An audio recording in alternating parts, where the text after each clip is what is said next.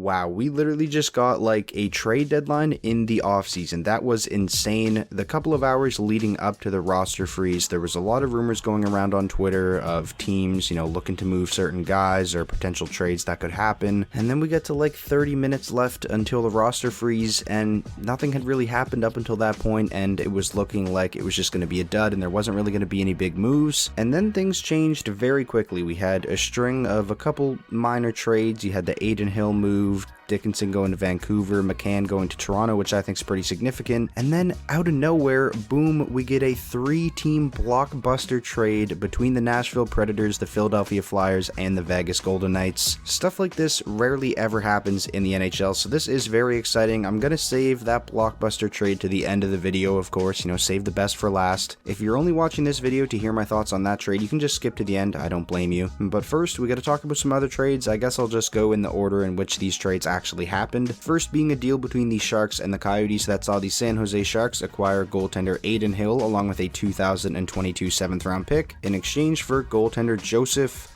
I'm going to try to get this last name right. It's not pronounced anything close to how it's spelt. I think it's Koshinosh, I believe. I'm pretty sure it's something like that, but for the sake of this video, we can just call him Joseph. And along with Joseph, the Arizona Coyotes also got a 2022 2nd round pick. The San Jose Sharks really do continue to fascinate me. They have been trying to solve their goaltending situation for a while now. They attempted to do it with Devin Dubnyk this past season.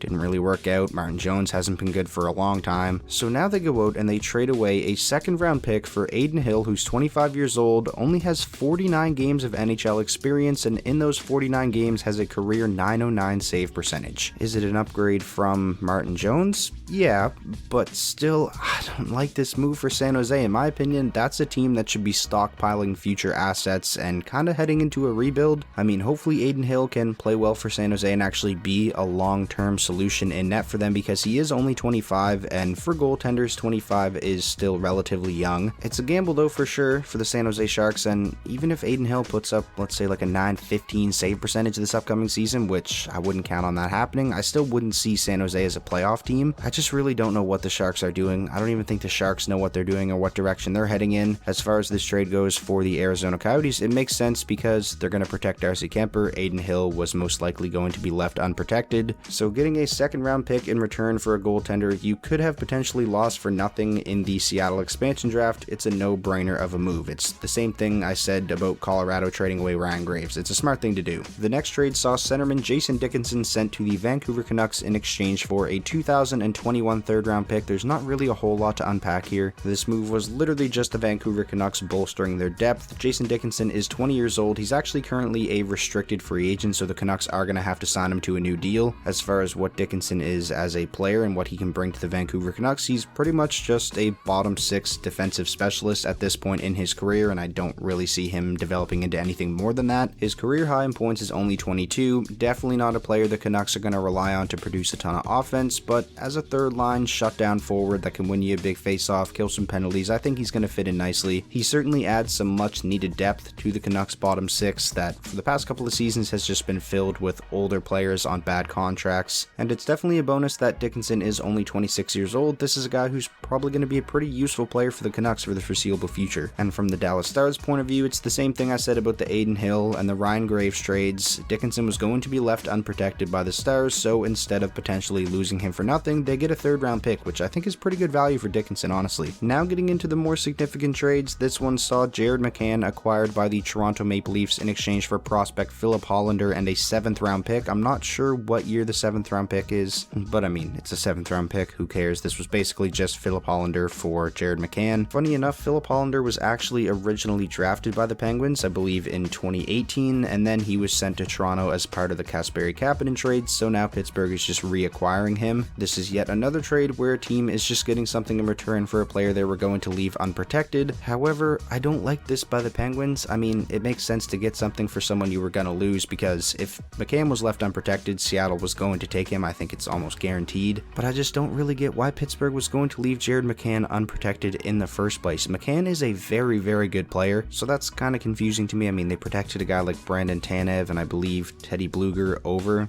Jared McCann, and those guys aren't bad players, but McCann is better than those guys. Anyways, now looking at this deal from the point of view of the Maple Leafs, I think this is a really, really good pickup. McCann is going to slot in perfectly as a third-line center behind John Tavares and Austin Matthews. He's got a very well-rounded game. He can play at both ends of the ice. He can also be useful on both special teams if need be, and McCann actually scored at a very high clip this past season. He had 32 points in 43 games. He was on pace to shatter his career highs in goals, assists, and total points. He's got a very fair cap hit of $2.94 million and is signed through this upcoming season, and it's not just a rental because Jared McCann is young enough as to where at the end of his contract he's still going to be an RFA, so the Leafs are going to retain his rights. I think Leafs fans are going to absolutely love Jared McCann, and going back to the Kasperi-Kapanen trade, this is amazing asset management by the Maple Leafs. They turned Kasperi-Kapanen into Rodion Amirov, who they selected 15th overall in 2020, and now Jared McCann. Now it is time to break down the blockbuster trade of the day. The Philadelphia Flyers acquired defenseman Ryan Ellis from the Nashville Predators in exchange for Philippe Myers and Nolan Patrick, and then the Nashville Predators proceeded to flip Nolan Patrick to the Vegas Golden Knights in exchange for Cody Glass. I guess we'll start with the team that got the best player in this trade, and that is Philadelphia getting defenseman Ryan Ellis, and I think this is an amazing trade for the Flyers. Ellis is exactly what the Philadelphia Flyers needed. They had a very disappointing season when they had some pretty high expectations heading into the year, and a big reason as to why they had a disappointing season is because their defense and goaltending kind of let them down. Ryan Ellis is going to bring some much needed stability to the Philadelphia Flyers blue line. Basically throughout his entire career, he's just been a very, very solid two-way defenseman. If you're ranking top 25 defensemen in the NHL by year in year out basis, I would say throughout the majority of Ellis's prime, he's been somewhere in that 20 to 25 range. I think how good Ryan Ellis is has often been overshadowed by the fact he plays with a guy like Roman Josi. On top of being very solid defensively, Ryan Ellis is a guy who can get you 35 to 40 points in a season. He's got a great transition game. He's a very good skater. I think Ellis is capable of quarterbacking a top power play unit. I know he didn't do it in Nashville because he was behind Roman Josi. I'm not sure if they're going to put him on the top unit in Philadelphia over Provorov. I guess we'll have to wait and see. But overall, I just think this is a very good, much needed addition for the Philadelphia Flyers. And it's also worth noting that Ryan Ellis is locked up for the foreseeable future. He signed through the 2026-27 season at a very reasonable $6.25 million cap hit. Unless we see Ryan Ellis's game fall off a cliff in the next 2 to 3 years, I don't see that contract ever becoming a problem. Now let's look at this trade from the point of view of the Nashville Predators. What did they get in return for giving up Ryan Ellis, who was a cornerstone of their blue line for a very long time? First, we'll talk about Philippe Myers, undrafted defenseman, 24 years old. He's played top 4 minutes for the Philadelphia Flyers over the past 2 seasons. Had okay results. The way I sort of think about it, is he ever going to be as good as Ryan Ellis? I really don't think so. I don't even think he's going to be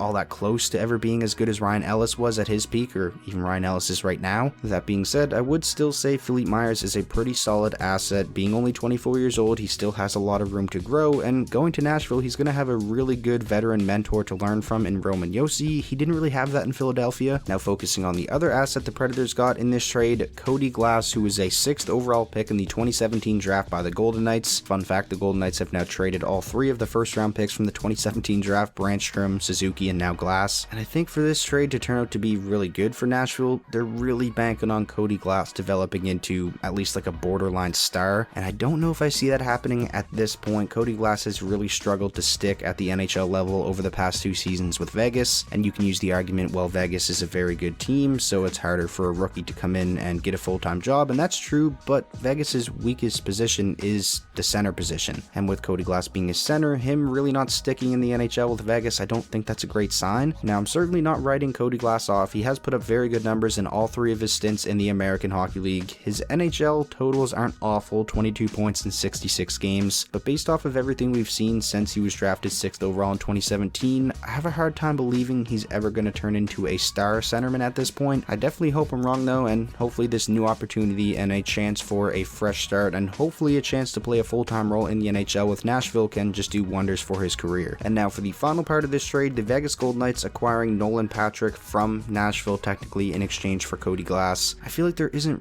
really all that much to this. It's the classic trade of two teams swapping young players who could use a fresh start. If Nolan Patrick can, for one, just stay healthy, I think that's the most important thing, and get back to being the player he was in his first 2 NHL seasons, 30, maybe 35 point guy and decent defensively. If that happens, then I think this could end up being a pretty decent ad for Vegas, but in the end, I don't really see it as much of a needle mover for the Vegas Golden Knights, unless Nolan Patrick can come to Vegas and somehow shock the world and, develop into what he was supposed to develop into when Philadelphia drafted him second overall. Those are my thoughts on the trade, though, for all three teams. If I had to pick a winner of these three teams, I am definitely going with the Philadelphia Flyers. They're getting the best player in this trade. They didn't really give up a whole lot when you think about it. I really can't ever see Nolan Patrick or Philippe Myers developing into a player that, comes back to haunt the Philadelphia Flyers for trading them. I just can't see that happening. Ryan Ellis makes their team significantly better right now, and ultimately that's what that team needed. So that is going to do it for today's video. Those are my thoughts on all of these significant trades that took place today on roster freeze day or off-season trade deadline, whatever you want to call it. There were some other minor things that came out once I was recording this video. I think I saw Barclay Goodrow's rights were traded to the New York Rangers for a 7th round pick. I think they also traded Brett Howden, and then also the New York Islanders were able to unload Andrew Ladd's contract to the Arizona Coyotes for some draft picks, so those happened as well. But there really isn't much at all, if anything, to break down when it comes to those trades, so that is why I didn't, make a graphic or talk about them in the main part of the video. But I'm very curious to hear what you guys have to say about everything that went down in the NHL today. It was most definitely a crazy day. Let me know down below in the comment section, who do you think won each of the trades that we talked about in this video? And just as a heads up, tomorrow you can look out for a video of me going over some of the biggest surprises from the expansion draft protection lists, and then the following day I'm going to do my official Seattle Kraken expansion mock draft.